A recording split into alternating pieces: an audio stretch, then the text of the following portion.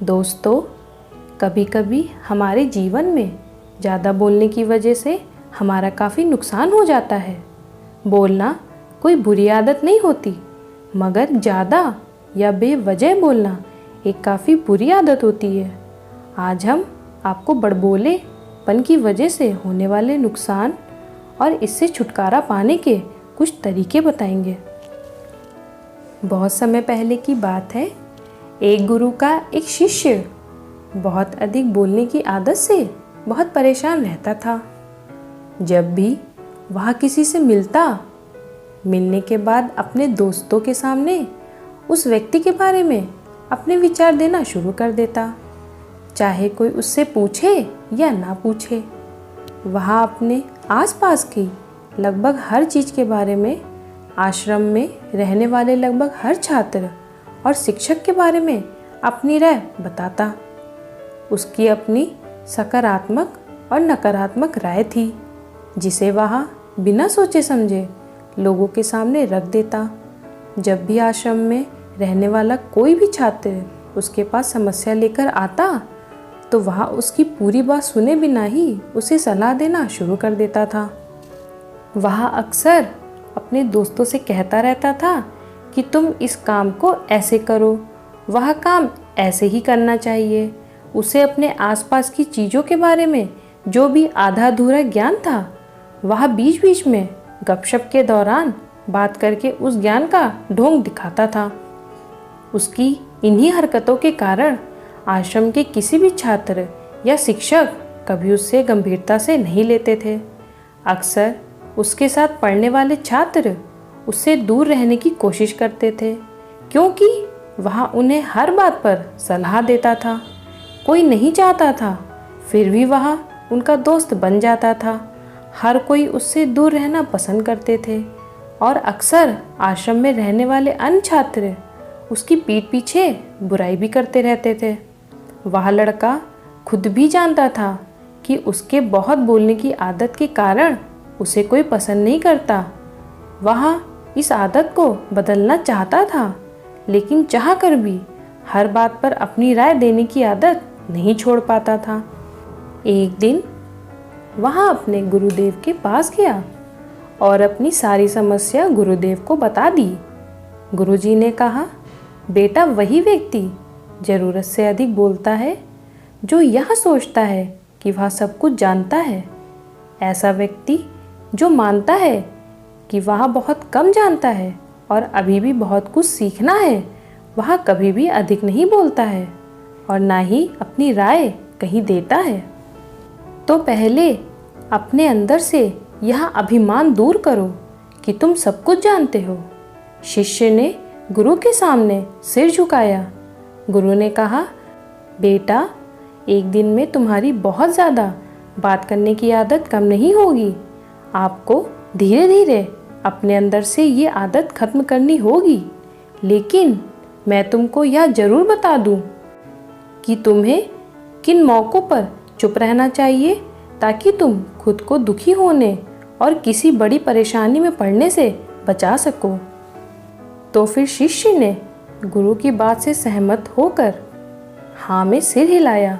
गुरु ने कहा, बेटा, इन 5 अवसरों पर प्रत्येक व्यक्ति को हमेशा चुप रहना चाहिए, जिसमें से पहला अवसर है जब आपको लगे कि आपकी बातों से कोई आपकी भावनाओं को नहीं समझ सकता, तो उस समय आपको चुप रहना चाहिए। अक्सर हम अपने दुख दर्द लोगों को बताना शुरू कर देते हैं, जबकि हमारे आसपास रहने वाले ज़्यादातर लोगों को इस बात से कोई फ़र्क नहीं पड़ता कि हमारे जीवन में क्या चल रहा है। हर व्यक्ति को केवल अपनी परवाह है। वह केवल अपने बारे में बात करना चाहता है। वह केवल अपने बारे में सुनना चाहता है। उसे हमारे जीवन की परेशानियों की परवाह नहीं होती और वह हमारे बारे में सुनना नहीं चाहता। वह आपकी दुखद कहानी 1 या 2 बार सुन सकता है, लेकिन उसके बाद वह आपसे दूर भागना शुरू कर देगा, क्योंकि कोई भी दुखी होना पसंद नहीं करता। किसी को भी एक उदास और असहाय व्यक्ति का साथ नहीं चाहिए होता है। इसीलिए अपने कुछ करीबी दोस्तों और परिवार के अलावा किसी को भी अपनी परेशानी कभी ना बताएं, क्योंकि अक्सर वे आपकी बातों को समझने के बजाय उनका मजाक उड़ाते हैं। दूसरा अवसर यह है जब आपको नहीं पता कि किसी विशेष अवसर पर क्या कहना है, या आपको किसी विशेष घटना के बारे में केवल आधा अधूरा ज्ञान है, तो ऐसे अवसर पर भी आपको चुप रहना चाहिए। ऐसा व्यक्ति जो आधा अधूरा ज्ञान होने के बाद भी उस विषय पर बात करता है, वह अक्सर उपहास का पात्र बन जाता है। ऐसे व्यक्ति को कोई भी गंभीरता से नहीं लेता है। केवल वही व्यक्ति अपनी बात अच्छे ढंग से रख सकता है जिसे उस विशेष घटना या विषय का गहरा ज्ञान हो। इसलिए यहाँ वहाँ से प्राप्त आधी अधूरी और अनपरखी जानकारी के आधार पर कभी भी लोगों को समझाने की कोशिश नहीं करनी चाहिए। इसी तरह गुरु ने कहा, जब कोई व्यक्ति आपके सामने किसी तीसरे की बुराई कर रहा हो तो ऐसी स्थिति में आपको चुप रहना चाहिए। आपको कभी भी ऐसी नकारात्मक बातचीत का हिस्सा नहीं बनना चाहिए, क्योंकि आज वह व्यक्ति जो कर रहा है आपके सामने किसी तीसरे व्यक्ति की बुराई, कल किसी और के सामने आपकी बुराई करेगा। और इस बात की अधिक संभावना है कि आज आपने जिस तीसरे व्यक्ति की बुराई की है उसे भी इस बात का पता चल जाए तो आप पर भी मुसीबत आ सकती है। इसलिए जब भी कोई किसी दूसरे व्यक्ति की बुराई करे या उसके गलत समय का मजाक उड़ाए तो आपको बस उसकी बात सुननी है, अपनी कोई राय नहीं देनी है। अगर आप ऐसा करें तो भविष्य में आपके लिए समस्या खड़ी हो सकती है। चौथा अवसर बताते हुए गुरुदेव ने कहा, जब कोई आप पर क्रोध करे और घृणा से चिल्लाता है, आपका अपमान करने की कोशिश करता है, तो ऐसी स्थिति में आप दूसरे व्यक्ति की क्रोध और घृणा को चुप रहकर कम कर सकते हैं। चुप रहकर भी आप स्थिति को बिगड़ने से रोक सकते हैं। जब आप ऐसा नहीं करते हैं और दूसरे व्यक्ति के क्रोध का उत्तर क्रोध से दे देते हैं तो परिणाम काफ़ी भयंकर होता है। यदि आप उस समय चुप रहते हैं तो यह बात उस क्रोधी व्यक्ति के दिल में महसूस होती है। जब क्रोध शांत हो जाता है तो वह अपनी गलती पर पछताता है और इस बात की भी संभावना बढ़ जाती है कि वो व्यक्ति आगे आकर आपसे माफ़ी मांगेगा अपनी गलती के लिए। और अगर वह माफ़ी नहीं मांगता है तो वह अंदर से दोषी महसूस करने लगता है और फिर अगली बार आप पर गुस्सा करने या नफरत करने से पहले कई बार सोचता है। लेकिन आपको हर हाल में या हर समय चुप भी नहीं रहना चाहिए।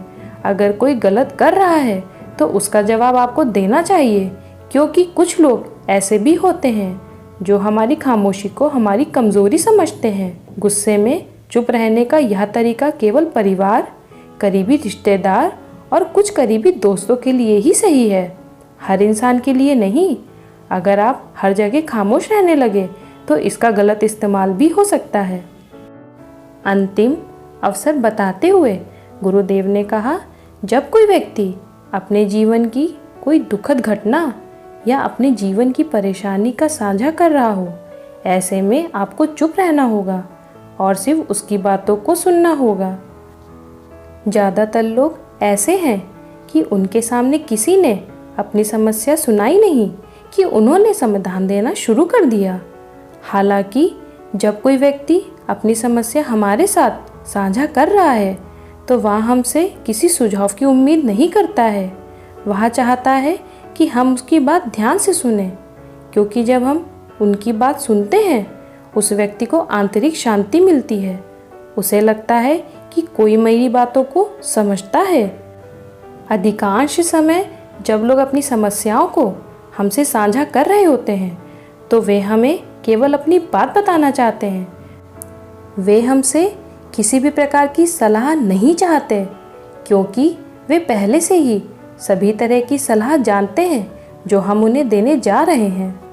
मुसीबत के समय किसी व्यक्ति को अच्छे से समझने का सबसे अच्छा तरीका उस व्यक्ति की बात को ध्यान से सुनना है।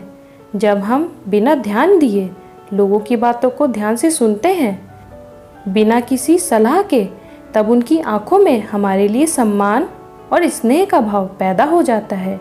उन्हें लगता है कि हम अधिक गंभीर, बुद्धिमान और शांत दिमाग वाले लोग हैं।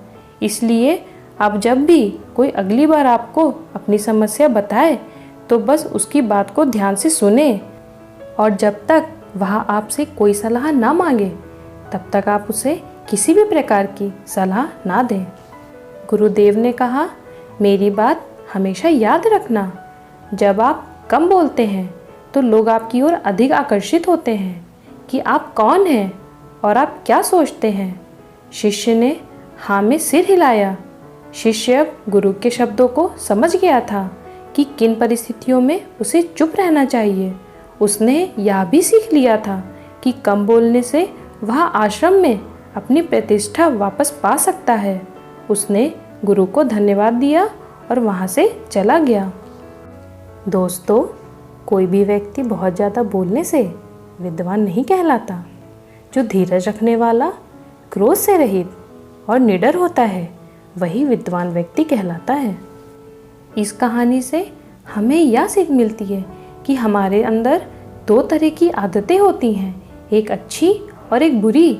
अच्छी आदतों से हम जीवन में वो सब पा सकते हैं जिसकी हम इच्छा रखते हैं। दूसरी तरफ बुरी आदतों से हम सब कुछ खो सकते हैं, क्योंकि बुरी आदत हमसे सब कुछ छीनने की शक्ति रखती है।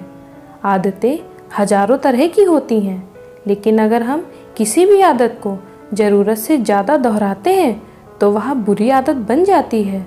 जैसे खाना कोई बुरी आदत नहीं है, लेकिन ज़्यादा खाना या खाते ही रहना एक बुरी आदत है।